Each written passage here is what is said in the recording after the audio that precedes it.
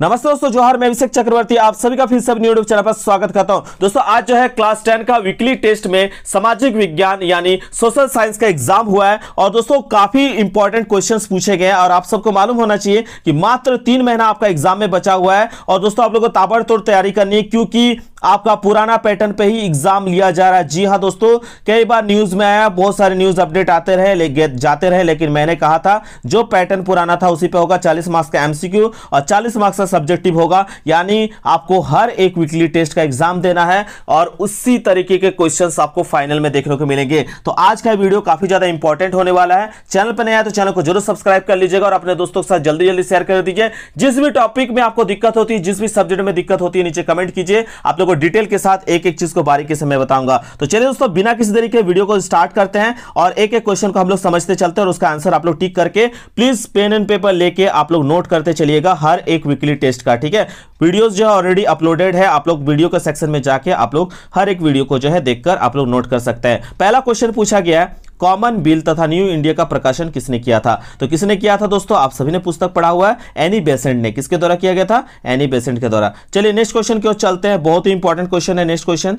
Book के अंदर से बहुत सारे क्वेश्चंस लिए जा रहे हैं, यानी आपको डीपली जो है पढ़ना होगा किताब को। ठीक है, तो यहां पे आप लोगों को टेंशन नहीं लेना, एक एक चैप्टर वाइज अगर आप लोगों का डिमांड रहा तो मैं उसके लिए भी वीडियोस लेके आऊंगा। All India trade union Congress की स्थापना किस वर्ष हुई थी? याद रखिएगा, इसको शॉर्ट में कहते हैं AI, ठीक है, TU। ये भी कभी कभी लिख दिया जाता है, जिसको हम कहते हैं ऑल इंडिया ट्रेड यूनियन। ठीक है, और कांग्रेस। तो ऑल इंडिया ट्रेड यूनियन जो है कांग्रेस की स्थापना कब हुई थी दोस्तों? याद रखिएगा 31 अक्टूबर 1920 को। यहां डेट नहीं लिखा गया, इसको भी नोट कर लीजिएगा। 31 अक्टूबर कब दोस्तों? 31 अक्टूबर 1920 को। तो यहां पे ऑप्शन नंबर बी आपको दिख रहा होगा। ठीक है, चलिए आगे क्वेश्चन की ओर चलते हैं। क्या पूछा गया? हिंद स्वराज नामक पुस्तक किसने लिखी? तो इजी क्वेश्चन है, ये आप लोग बचपन से पढ़े हुए हैं, महात्मा गांधी जी के द्वारा लिखा गया। दोस्तों कभी कभी पूछा जाता है हिंद स्वराज पुस्तक का जो है आपका कब शताब्दी वर्ष मनाया गया था? तो याद रखिएगा कब, याद रखना आपको 2009 में।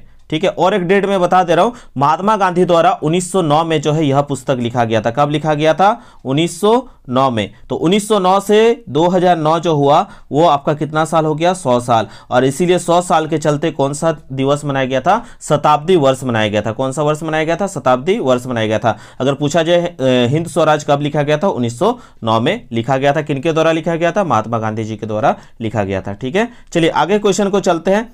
बहुत अंदर से दोस्तों क्वेश्चंस पूछे जाते हैं एसएसटी में। पिछले साल बहुत टफ क्वेश्चन पूछा गया था हर सब्जेक्ट के मुकाबले, तो इसलिए आप लोगों को डीपली पढ़ना पड़ेगा एसएसटी को। ठीक है, तो आप लोगों को टेंशन नहीं लेना है, इस चैनल के माध्यम से आप लोग को जो है लगातार हेल्प किया जाएगा। बस कि आप लोग प्लीज इस चैनल को सपोर्ट कीजिए, हर एक दोस्तों तक पहुंचाइए। अगर मुझे 100 से अधिक स्टूडेंट मिल गए तो मैं दिन रात आप लोगों के लिए मेहनत करूंगा। तो इस चैनल के साथ जरूर जुड़ जाए और प्लीज एक प्यारा सा कमेंट और लाइक करना ना भूलें। तो चलिए आगे क्वेश्चन देखते हैं। आंध्र प्रदेश के गुडेम पहाड़ियों में आदिवासी किसानों के विद्रोह का नेतृत्व किसने किया? तो दोस्तों ये भी आप लोग पढ़े हुए हैं, अलूरी सीताराम राजू जी के द्वारा जो है यहाँ पे आपका नेतृत्व किया गया था, लीडरशिप किया गया था। ठीक है, चलिए आगे क्वेश्चंस को देखते हैं। क्या पूछा गया नेक्स्ट क्वेश्चन में? बहुत ही इंपॉर्टेंट क्वेश्चन है दोस्तों। यहाँ पे पूछा गया, निम्न में से किस देश में एकात्मक शासन व्यवस्था है? यूनिटरी गवर्नमेंट सिस्टम के बारे में पूछा गया। तो दोस्तों एकात्मक शासन व्यवस्था जो है, एक तो हो गया आपका USA यानी संयुक्त राज्य अमेरिका, इसको इंग्लिश में कहते हैं यूनाइटेड स्टेट्स ऑफ अमेरिका। दूसरा है चाइना। ठीक है, तो यहाँ पे USA कहाँ दिख रहा है? संयुक्त राज्य अमेरिका आपको दिख रहा है ऑप्शन नंबर बी। चाइना तो कहीं है नहीं, तो ऑप्शन नंबर बी आपका करेक्ट आंसर हो जाएगा। ठीक है, 2 देशों के नाम आप याद रखिएगा। चलिए नेक्स्ट क्वेश्चन की ओर चलते हैं। संघीय शासन व्यवस्था का प्रमुख उद्देश्य है, ठीक है, federal governance is the main objective of the system. तो दोस्तों किसका है? तो 6 का जो है करेक्ट आंसर क्या हो जाएगा?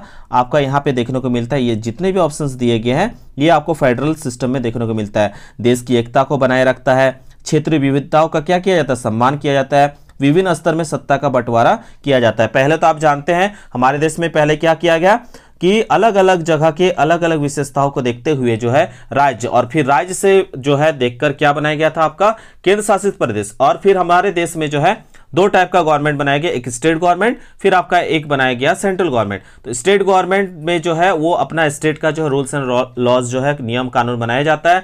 फिर जो है कुछ स्वतंत्र निकायां जैसे आपको दिया गया, उसमें म्युनिसिपल गवर्नमेंट दिया गया, ठीक है, जिसमें आपका पंचायती राज आ गया, ठीक है, पंचायती राज व्यवस्था किया गया, जिसमें पंचायत के लोग जो है अपने पंचायत से रिलेटेड समस्याओं का समाधान करने के लिए योजनाएं बनाती है।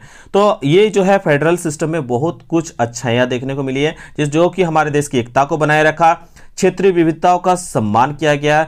हर जो हमारे देश में अलग अलग विविधता के लोग हैं, हिंदू, मुस्लिम, सिख, ईसाई, हर जगह के जो है कम्युनिटी अलग है, हर बिरादरी के अलग है, वो लोग अपने अपने हिसाब से जो है जीवन जीते हैं, अपने लाइफ स्टाइल से जीवन जीते हैं। तो सबका जो है सम्मान किया गया हमारे देश में, और सबके बारे में ध्यान रखकर जो है नियम को बनाया गया है, ठीक है। उसके बाद विभिन्न स्तरों में सत्ता का बंटवारा अभी हम लोगों ने पढ़ा। पहले क्या, केंद्र सरकार, फिर राज्य सरकार, फिर आपका पंचायती राज व्यवस्था को भी लाया गया था। तो ये भी जो हम देख सकते हैं यहाँ पे, ठीक है। तो यहाँ पे ऑल ऑफ दिस जो होगा बिल्कुल करेक्ट आंसर हो जाएगा। चलिए नेक्स्ट क्वेश्चन की ओर चलते हैं। ये इसके बारे में जो है आप लोगों को थोड़ा डिटेल से पढ़ना पड़ेगा, ठीक है। अभी के लिए मैं इसका आंसर बता दूं, लेकिन ये एकदम डिटेल से दोस्तों पढ़ के जाइएगा, क्योंकि इसी टाइप के क्वेश्चन सीबीएसई में भी पूछे जाते हैं। अब जैक बोर्ड भी इस टाइप के क्वेश्चन आपको पूछने वाले हैं। तो देखिए कौन सा सुमेलित है, मैच कर रहा है नहीं मैच कर रहा है, ये आपको पूछा गया है। तो देखिए संघ सूची में जो है पुलिस जो है राज्य सूची के अंतर्गत शामिल किया गया, तो इसमें पुलिस संघ सूची में नहीं आ सकता है, ठीक है। दूसरा वाला जो दिया गया है प्रतिरक्षा जो है, डिफेंस जो है, डिफेंस को इसमें स्टेट में नहीं रखा गया है, ठीक है, वो सेंट्रल का मैटर है, इसमें नहीं रखा गया। समवर्ती सूची यानी कंकरेंट लिस्ट जो है, इस पे जो ऑप्शंस दिए गए वो सही है। वन, विवाह और उत्तराधिकार, ये तीनों ही सही है, ये तीनों आता है आपका समवर्ती सूची में, ठीक है। तो समवर्ती सूची कंकरेंट लिस्ट जो है यहाँ पे आपका करेक्ट हो जाएगा।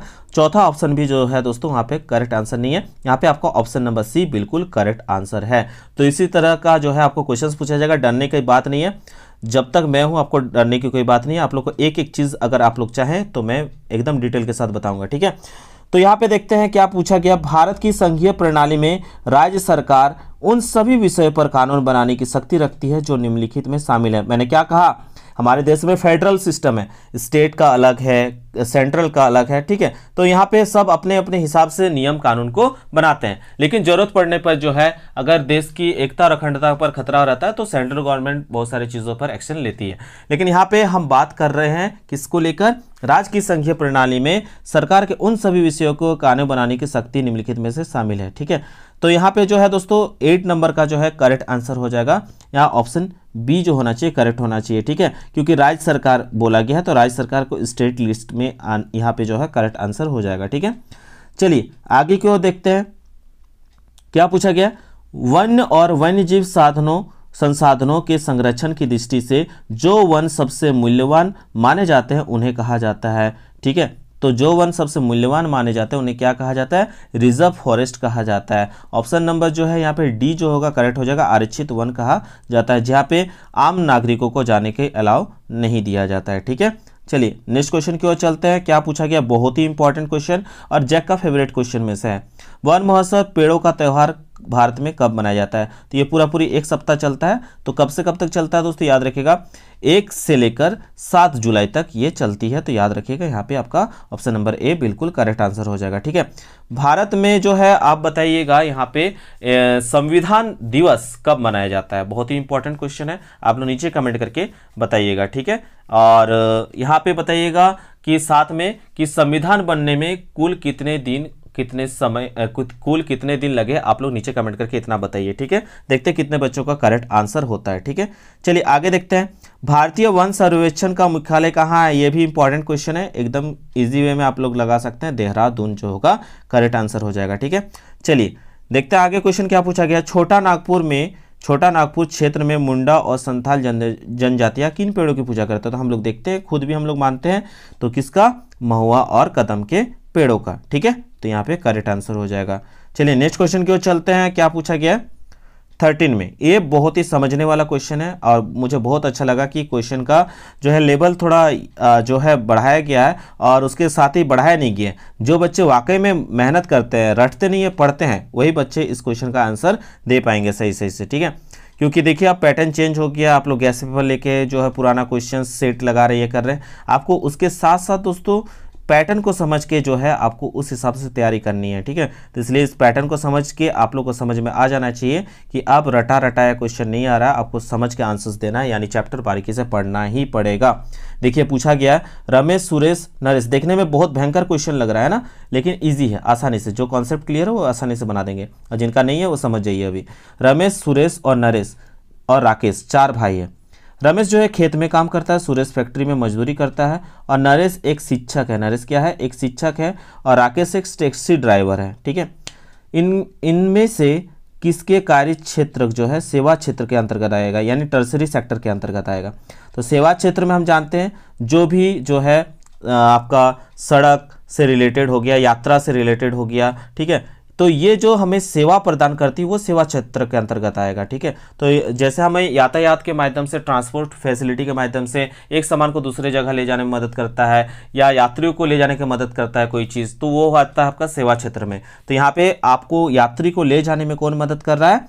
यहाँ पे राकेश। कौन मदद कर रहा है? देखिए आपने यहाँ पे राकेश जो है आपका मदद कर रहा है। तो ये राकेश एक टैक्सी ड्राइवर, ये आ जाएगा सेवा क्षेत्र में। इसके अलावा भी जो है सेवा देने का काम कौन कर रहे हैं? शिक्षक। सेवा देने का काम कौन कर रहे हैं? शिक्षक। तो शिक्षक भी जो है सेवा क्षेत्र में आ जाएगा। तो यहाँ पे पूछा गया था कौन सा जो है सेवा क्षेत्र में आएगा, तो एक नरेश, एक शिक्षक, ठीक है। शिक्षक, डॉक्टर, ये सब क्या होते हैं? सेवा प्रदान करने वाले होते हैं, ठीक है। और यहाँ पे एक जगह से दूसरे जगह ले जाने के लिए जो हमें मदद करते हैं वाहनों के द्वारा, वो भी सेवा क्षेत्र में आएगा, ठीक है। जो टैक्सी ड्राइवर भी जो है सेवा क्षेत्र में आएगा। जबकि यहाँ पे आपने देखा कि खेत में काम करने वाला वो तो प्राथमिक में आ जाएगा, ठीक है। फैक्ट्री में काम करने वाला यानी मैन्युफैक्चरिंग से रिलेटेड अगर कोई काम करता है तो आपका किस पे आ जाएगा? वो द्वितीयक क्षेत्र में आ जाएगा। विनिर्माण में काम में कर रहा है तो वो द्वितीयक में आएगा। लेकिन यहाँ पे सेवा क्षेत्र पूछा गया, तो सेवा क्षेत्र में आपका शिक्षक, फिर आपका टैक्सी ड्राइवर, ये दोनों आ जाएगा। दोनों ही सेवा लोगों को पहुंचाने का काम कर रही है, ठीक है। बैंकिंग, बीमा, ये सब भी किस पे आएगा? सेवा क्षेत्र पे आएगा। तो आपको देखना है नरेश और राकेश कहाँ है। 2 ही ऑप्शन जो है सेवा क्षेत्र में आ रहा है ना, क्योंकि हमें सेवा क्षेत्र की ही पूछा गया था। तो नरेश और राकेश हमको कहाँ देखने को मिल रहा है? ऑप्शन नंबर डी बिल्कुल करेक्ट आंसर हो जाएगा। इसी तरह से समझ के आपको टिक लगाना है, ठीक है। यहाँ पे अक्कड़ बक्कड़ बम्बेबू नहीं चलेगा, आपको समझना है और टिक लगाना है, तभी आप करेक्ट करके आइएगा, ठीक है। चलिए नेक्स्ट क्वेश्चन की ओर चलते हैं। क्वेश्चन नंबर 14, अल्प बेरोजगारी तब होती है जब लोग, under employment occurs when people, ठीक है। तो अंडर एम्प्लॉयमेंट यानी अल्प बेरोजगारी के बारे में आप क्या जानते हैं दोस्तों? देखिए, लोग अपनी क्षमता से अगर कम काम कर रहे हैं तो उसे हम कहते हैं अंडर एम्प्लॉयमेंट कहते हैं, ठीक है। तो यहाँ पे कहाँ ऑप्शन दिख रहा है आपको? ऑप्शन नंबर ए, इसी को हम कहेंगे अल्प बेरोजगारी। अपनी क्षमता से कम काम करे तो उसे हम कहते हैं अल्प बेरोजगारी, ठीक है। चलिए नेक्स्ट क्वेश्चन की ओर चलते हैं। बहुत ही इंपॉर्टेंट क्वेश्चन है, सवेतन छुट्टी का प्रावधान किस क्षेत्र में होता है? तो देखते हैं। देखिए, एक जो दिहाड़ी मजदूर होता है, जो मजदूरी के हिसाब से काम करता है, तो वो लोग को देखिएगा कि जिस दिन काम मिला उस दिन का उसे पैसा मिलेगा, जिस दिन काम नहीं मिला उस दिन का उसको पैसा नहीं मिलेगा, यानी नो वर्क नो पे, ठीक है। यानी काम नहीं तो पैसा नहीं। लेकिन अगर आप किसी प्रतिष्ठित संस्थान में काम कर रहे हैं, किसी अच्छे सेक्टर में, ऑर्गेनाइजेशन में काम कर रहे हैं, तब आपको पैसा मिलेगा।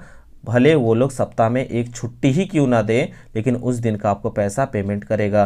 तो वो कौन सा क्षेत्र में आएगा? एक संगठित क्षेत्र में, ऑर्गेनाइज सेक्टर में आएगा दोस्तों। किस पे आएगा? संगठित क्षेत्र, ऑर्गेनाइज सेक्टर पे आएगा। तो ऑप्शन नंबर बी जो होगा करेक्ट आंसर बिल्कुल हो जाएगा, ठीक है। क्योंकि यहाँ पे बोला गया है कि अगर आप छुट्टी भी लेते हैं तो भी आपको पेमेंट दिया जाता है, तो पैसा दिया जाता है छुट्टी रहने के बावजूद। तो समझ जाइए कि अगर आपको ऑफिस से छुट्टी मिल रहा है तो उस दिन का भी आपको पैसा दिया जा रहा है, ऑफिस से मिल रहा है, आप खुद नहीं। अगर ऑफिस से आपको एक दिन का छुट्टी दिया जा रहा है फिर भी पैसा दिया जाएगा, पैसा काटा नहीं जाएगा। तो आप समझ जाइए कि आप किस में काम कर रहे हैं? एक ऑर्गेनाइज सेक्टर में आप काम कर रहे हैं, ठीक है। क्वेश्चन नंबर 16 दोस्तों बिल्कुल ही इजी क्वेश्चन है। परिवहन, भंडारण, संचार, बैंक सेवा, व्यापार किस क्षेत्र की गतिविधियां हैं? तो हमने पढ़ा था क्या कि ये सभी जो हमें सेवा प्रदान करने का काम करती है। अभी राकेश के बारे में हमने स्टोरी पढ़ा। क्या पढ़ा स्टोरी में? कि राकेश जो है आपका ट्रांसपोर्ट का काम करता है, टैक्सी ड्राइवर है, एक जगह से दूसरे जगह ले जाने का लोगों का काम करता है, सेवा प्रदान करने का काम करता है। स्टोरेज, कम्युनिकेशन यानी संचार सेवा, बैंकिंग सेवा, ठीक है, ये सभी किस पे आएगा? ये आपका तृतीयक क्षेत्र में आता है, और तृतीयक क्षेत्र को हम क्या कहते हैं? सेवा क्षेत्र कहते हैं। तो दोनों ही जो है करेक्ट है। ठीक है, यही जो तृतीयक क्षेत्र है उसी को हम सेवा क्षेत्र के नाम से जानते हैं, आपका एनसीईआरटी बुक में दिया हुआ है। तो ये आपका बी और सी दोनों ही करेक्ट होगा दोस्तों। ठीक है, इसमें टेंशन मत लीजिए, जो सेवा क्षेत्रक है वही तृतीयक क्षेत्र है। ऑप्शन बी और सी दोनों करेक्ट, तो ऑप्शन आपका डी जो होगा बिल्कुल करेक्ट हो जाएगा। ठीक है, तो दोस्तों इसी तरह से आपको समझ के टिक लगाना है। जिनका चैप्टर और कॉन्सेप्ट क्लियर होगा उनका बिल्कुल गलत नहीं होगा, तो इसलिए आप लोग धैर्य के साथ टिक लगाइएगा और समझ समझ के चलना है। तो इस चैनल के साथ जुड़ जाइए और 3 महीना एकदम कंटिन्यू तैयारी करने में लग जाइए और प्लीज़ इस चैनल को सपोर्ट कीजिए। अगर मुझे 100 जो है अच्छा स्टूडेंट मिल जाते हैं, ठीक है, जो लगातार मेरे क्लासेस ज्वाइन करेंगे, तो तय मैंने ये रेगुलर वीडियोस आप लोग के लिए अपलोड होते रहेगी। आपको जिस भी सब्जेक्ट में दिक्कत होगी, जहां भी दिक्कत होगी, आप नीचे कमेंट करके बताइएगा।